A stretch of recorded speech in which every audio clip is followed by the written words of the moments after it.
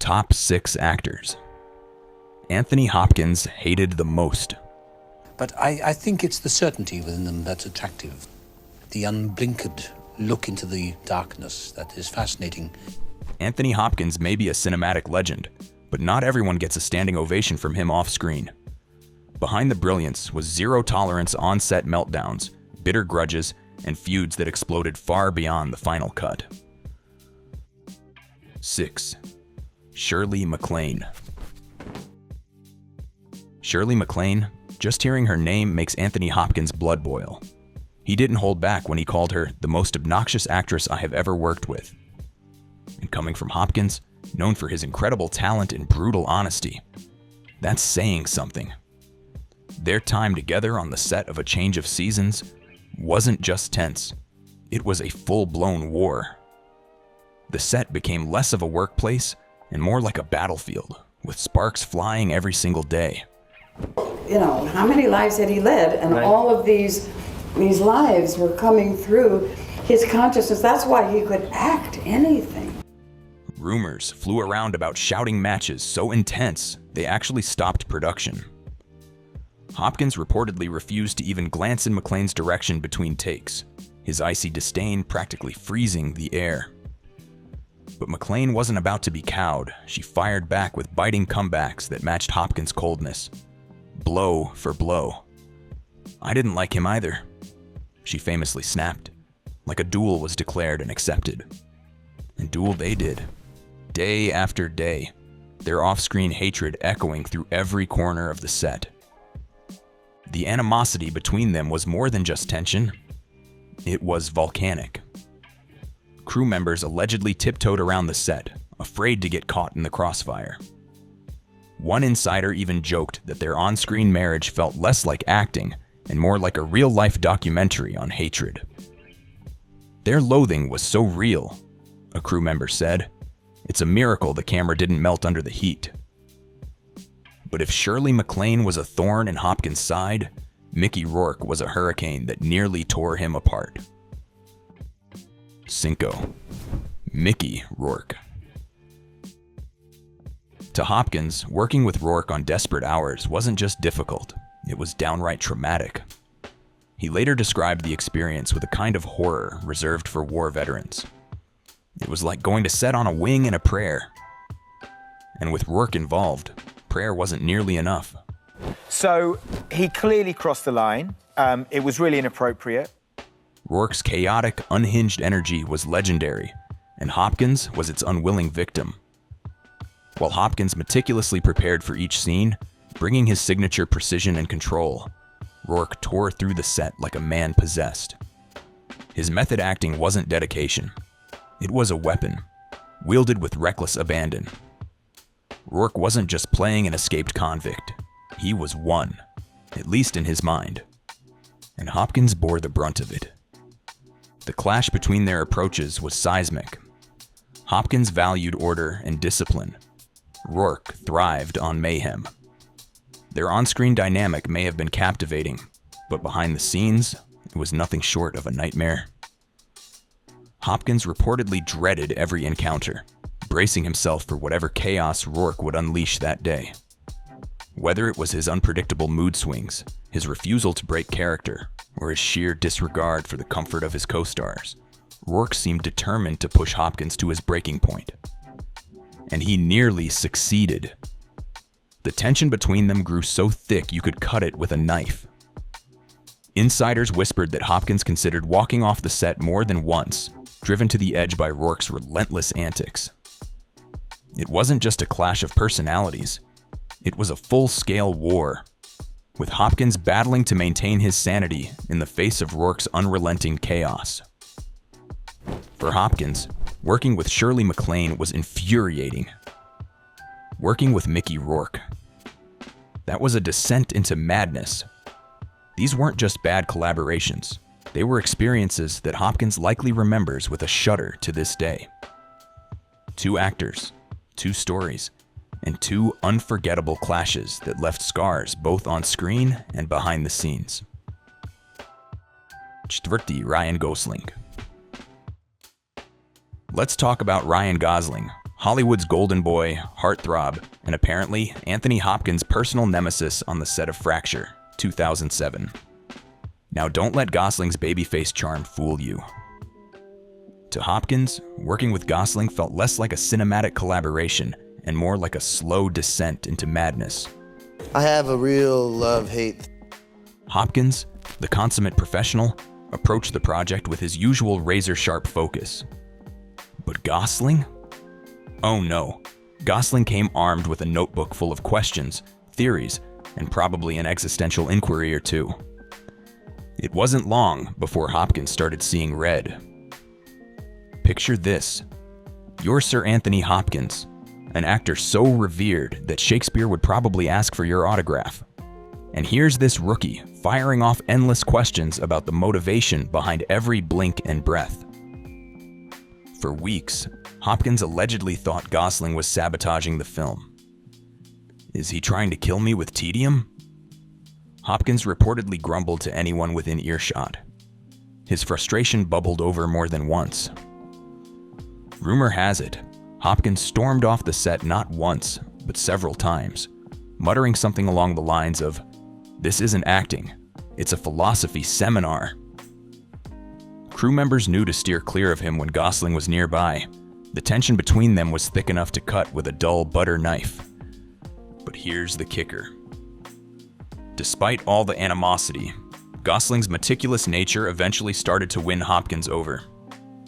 By the time the camera stopped rolling, the two had reached a kind of uneasy truce. Still, the scars of their initial clashes lingered. Hopkins, ever the gentleman, has never publicly bashed Gosling, but let's just say you won't find them sharing a table at the Oscars after party anytime soon. 3. Mel Gibson. Now, if Ryan Gosling was the slow burn that irked Hopkins, Mel Gibson was the full-blown wildfire that consumed him on the set of The Bounty, 1984. Hopkins played Captain Bligh, a role steeped in authority and rigidity, while Gibson took on Fletcher Christian, the rebellious first mate. It was a dynamic doomed from the start because their characters' mutual disdain spilled over into real life, faster than you can say mutiny. You can't get mad. You can't get mad. From day one, their working relationship was like a powder keg with a lit fuse. Hopkins, known for his precision and control, couldn't stand Gibson's laid-back, devil-may-care attitude. And Gibson? He thought Hopkins was stiff, uptight, and let's be honest here, a bit of a buzzkill. If you want to give me trouble, I'll give you trouble. Hopkins reportedly snapped during one of their countless on-set clashes. And boy, did Gibson take him up on that offer. Their arguments became legendary, with crew members joking that they should have filmed a behind-the-scenes documentary titled The Real Mutiny on the Bounty. Every interaction seemed to be a battle for dominance, with neither willing to give an inch. Some say their tension added to the authenticity of their performances, but let's be real, it probably shaved a few years off everyone's life expectancy on set. Hopkins wasn't shy about expressing his disdain for Gibson's antics. And Gibson? Well, he wasn't exactly inviting Hopkins over for barbecues either. Their animosity was palpable, and insiders have speculated for years about the long-term fallout. Did their fiery clashes sour any potential for future collaborations? Most likely. The only way these two would work together again is if the script required them to fight to the death, and even then, you'd need a referee. For Hopkins, The Bounty wasn't just a challenging project, it was a battlefield. Between Gosling's relentless questions and Gibson's rebellious energy, Hopkins seems to have had his fair share of co-stars that tested his legendary patience. But if there's one thing we've learned, it's that Anthony Hopkins doesn't just survive these encounters, he thrives, turning every ounce of tension into unforgettable performances. Still, you can't help but wonder if he keeps a list of names he'd rather never see again. Safe to say, Gosling and Gibson are near the top. 2. John Dexter. Let's dive into the chaos of Anthony Hopkins and John Dexter, a director who didn't just push Hopkins' buttons but slammed them like a DJ at a rave. Their clash is the stuff of theatrical legend, with Hopkins walking away from the misanthrope in a storm of rage that could have rivaled a Shakespearean tragedy. Here's how it went down. Dexter, known for his intense psychological tactics, treated actors less like collaborators and more like marionettes. Hopkins wasn't having it.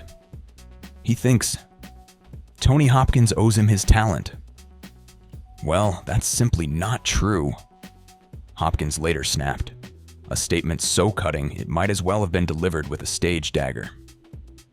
Dexter's alleged manipulation turned the set into a chessboard, where he moved his pieces with precision, often disregarding the emotional toll it took. He's a killer who is appalled. He hates what he does. Imagine being in Hopkins' shoes. Every rehearsal felt like a game of 4D chess, with Dexter constantly trying to outmaneuver him. It wasn't direction, it was domination.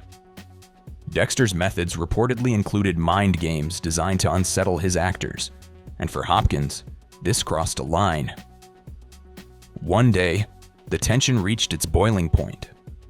Hopkins didn't just leave the misanthrope, he stormed out, slamming the door on Dexter and the play with a dramatic flourish that only a master of the craft could pull off. The irony? Despite their bitter fallout, Dexter had given Hopkins one of his most iconic roles in Equus. It's the ultimate twist of fate. The director Hopkins despised most helped shape the actor he became. But don't expect a reconciliation anytime soon. For Hopkins, Dexter was less a mentor and more a tyrant, a puppet master gone rogue. And Hopkins doesn't forgive tyrants.